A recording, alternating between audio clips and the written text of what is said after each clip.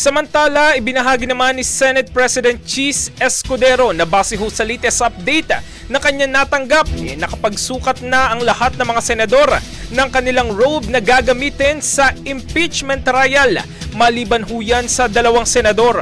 Katulad ng naunang plano, bawat senador ay mabibigyan ng tig-2 piraso ng robe para magamit sa pag-convene ng Senado bilang impeachment court sa Hunyo.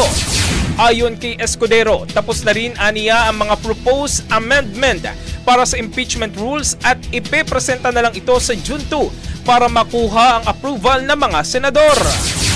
Maaalala ayon kay Escudero, sa panahon na magsimula na ang paglilitis ay inaasahang magtatagal ito ng hanggang 2 buwan, ngunit hindi raw ito po pwedeng umabot ng Oktubre o sa kanilang recess.